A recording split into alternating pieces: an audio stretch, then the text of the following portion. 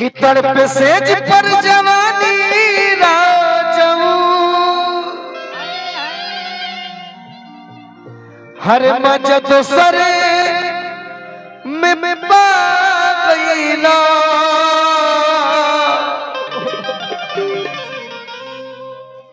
बड़ी अच्छे से आप लोग नाचे। मैं किसी का मजाक नहीं उड़ाता हूँ, न कभी जीवन में उड़ाऊंगा। 1 2 3 4 5 आप 5 लोग थी तो ये कार्यक्रम सफल हुआ। एक आदमी से कार्यक्रम सफल नहीं होता। मैं हूँ, आदित्य है, म्यूजिशियन है, इससे कार्यक्रम सफल नहीं होता है। आप 5 लोग थी इस ये कार्यक्रम सफल हुआ तो आपका बहुत बहुत योगदान है। 5 लोग बहुत योगदान है, इसके लिए आप 5 को दिल से धन्यवाद है चंदन की तरफ से। कि तड़प सेज पर जवानी राजऊ अम्मा जदो सलाम पा गईला। इसको याद है तो ये भी रहेगा कि कवना सवा दिन के फेरा में राजा हमके भुला गईला। बाकी हम शादी कर लेंगे तो आप ऐसे हाथ मत रखिएगा। ओए हल्ला मत। मंच पे एक मेरी साथी कलाकार है, लेकिन मंच से नीचे ये मेरी छोटी बहन है। तो आज के बाद यूट्यूबर लोग इसके बारे में उल्टा सीधा नहीं लिखेंगे। ये मंच पे अच्छा परफॉर्म करती है, सत्य भैया। मंच के नीचे मेरी छोटी बहन, एक बियाह हो तो हमने के सब हो जाएगा हिला। क्या बात करती है, हम उतने बुरे थोड़े। नहीं आप बहुत अच्छे हैं। मुझे लोग बुरे बनाते हैं। अच्छा सत्या भैया, जिसको मैंने गंदा काम करते हुए देखा है, गंदा काम मंच में उसको बहन बोल सकता हूँ क्या? जीवन में नहीं। मेरी भतीजी मंच पे आई थी, मैं उसको अपनी बेटी भतीजी सब कुछ बोल सकता हूँ। इसी उम्र में मैं नाना बन गया। क्यों?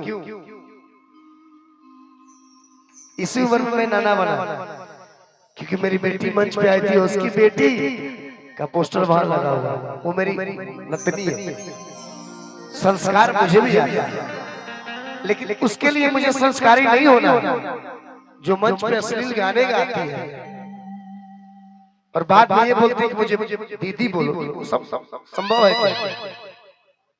ये सब लोग हम लोग को पता है दिक्कत क्या है आदित्य, कि हम लड़के हैं। लड़कियां कितनी भी गलतियां करें लेकिन दोस्त लड़कों को आता है। अगर लड़कियां जबरदस्ती लड़कों के साथ करें तो फांसी लड़कों को होती है। यही है अपना भारत। मैं खुलेआम बोलता हूं, अपने भारत में ऐसा कितना केस होगा, कितना मुकदमा होगा, उसमें लड़के बदनाम, लड़के की कोई गलती नहीं है, फिर भी अपने एटीट्यूड में लड़कियों ने फांसी दिलवा दिया उनको। ये अपना कानून। तो सर डर लगता है मुझे। मेरा भी एक बेटा है। बाकी आप मुझे बहुत मानते हैं, बहुत प्यार करते हैं। मुझे मैं भोजपुरी के सभी फीमेल कलाकारों को बहुत सम्मान देता हूँ, बहुत मानता हूँ, लेकिन जो बने लगे उन्हें खातिर हम खराब हो जाए। सत्य भैया उन्हें खातिर हम गाई ना कि पहले बाबू सोना कहलू अब मुदैया कहतारू। किसके लिए? तुम्हारे लिए। हाँ मुझे पता है आप किसके लिए कर रहे हैं। कि पहले बाबू सोना कहलू अब मुदैया कहतारू। जब से पवलू हो भातार के तब भैया कहतारू।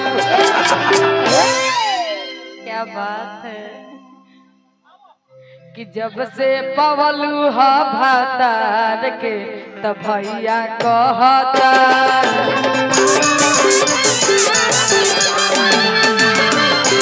जब से पवलू हा भातार के तब भैया कहता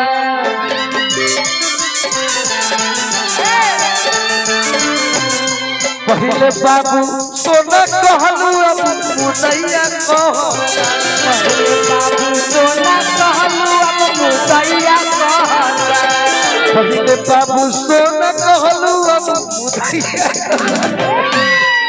पहले बाबू सोना कहलू अब मुदैया कहता ए चंदन जब से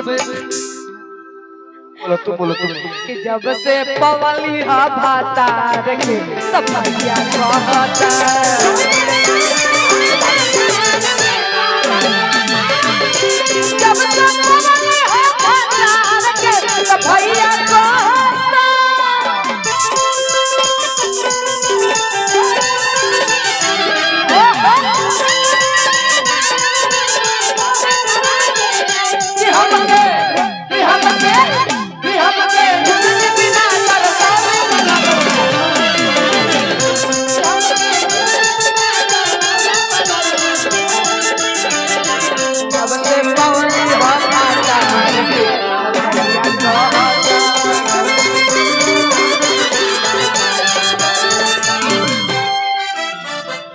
सत्य भैया मैं आपके आंगन में आया सत्य भैया आपको क्या लगा कि मैं कभी लड़कियों का अपमान कर सकता हूँ मैंने किया इसका ये अदिति राज ये तो खुल के गाती है ये मुर्गी भी दिखाती है लेकिन मैंने अपमान किया क्या किसी का नहीं किया आप मुझे अपमान कभी कर ही नहीं सकते क्योंकि तुम बहुत बहुत अच्छी परफॉर्मर हो हाँ।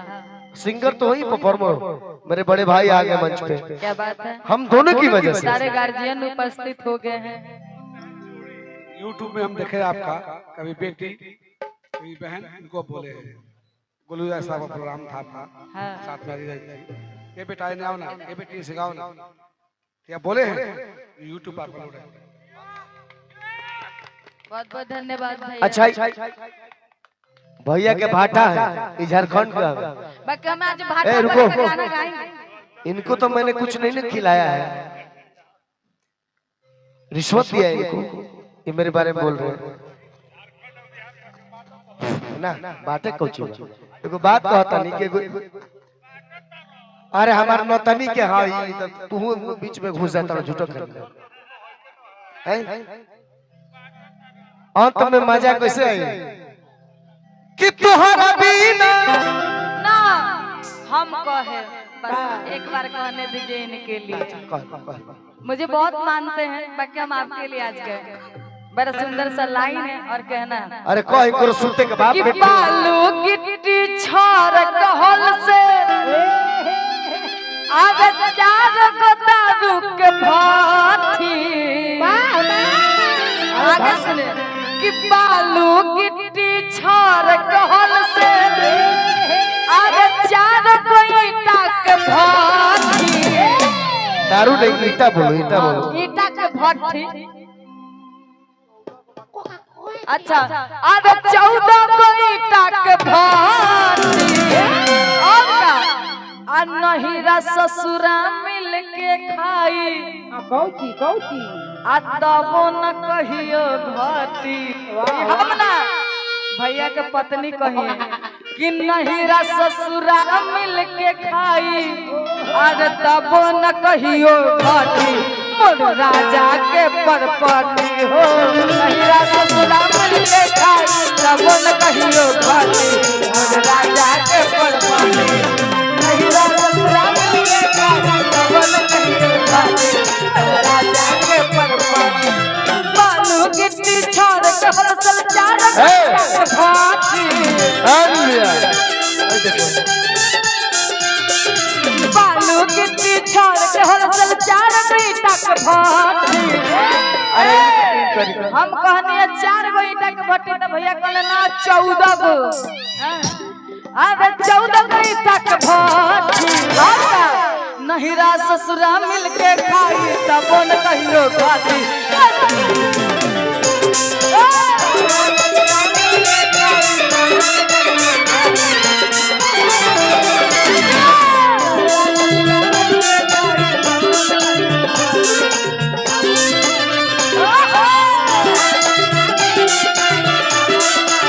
ए भैया चंदन है मीठा मीठा। चंदन यादव की तरफ से सुन लो। अच्छा क्या बात है, बहुत बहुत धन्यवाद। है इधर सुनिए राजा जी, क्या बात है। सुनिए राजा जी पहने दी साड़िया, सुनिए राजा जी पहने दी साड़िया, खोल दी के बढ़िया भाई रे हो। सुनिए राजा जी खोल दी साड़िया, सुनिए राजा जी पहने दी साड़िया भाई हो। ये खाली आई ले पैसा ला प्रेम लाई। अब तब लइकवा कहता का कहो सुनो ए रानी जी, हाँ सब कुछ पैसा ही उन्हीं के डांस करे वाले के हाँ, उनको सुनो ए रानी जी, सुनो ए रानी जी पेन्हा जनी सड़िया, छोड़ी तक के बढ़िया भाई भो। ए रानी जी पेन्हा सड़िया, छोड़ी तक के बढ़िया भाई।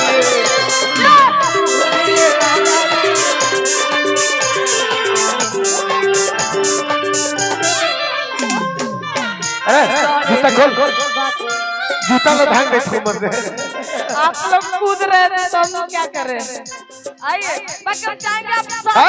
साजन तुमसे प्यार की लड़ाई में, साजन तुमसे प्यार की लड़ाई में टूट गई चूड़िया कलाई में, कलाई में टूट गई चूड़िया कलाई में, ओ टूट गई चूड़िया कलाई में। ओहो सुनिए राजा जी देने की साड़िया, बोले छुटवालिया भाई हो। सुनिए राजा जी बोले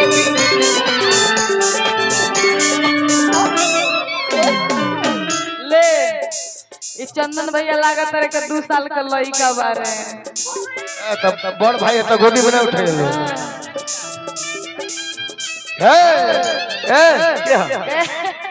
सैया चैत में चले चल सैया चैत में कवना कर रही थी रजाई लेकर काम वही।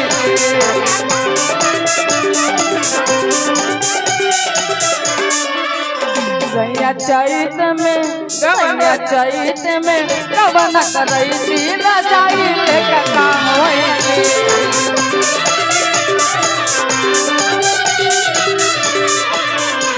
रजाई लेकर काम वही, रजाई लेकर काम वही।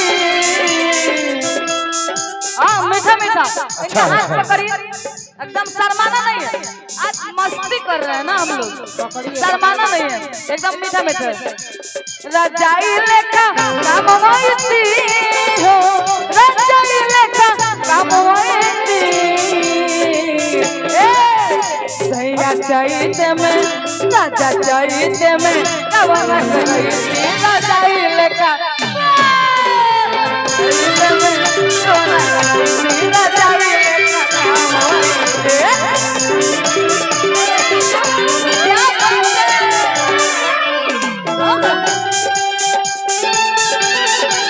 इन लोगों ने भैया भैया भैया भैया थोड़ा सुन लिया करे कि इन्हीं लोगों ने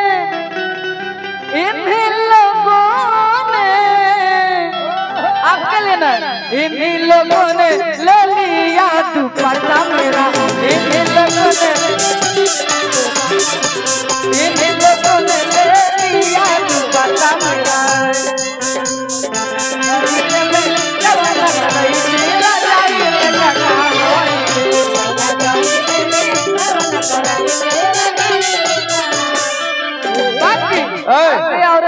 तरे आदित्य कुछ ऐसा गाना बजाओ ना हाँ, उसमें गुड्डू रंगीला का गाना आ जाए।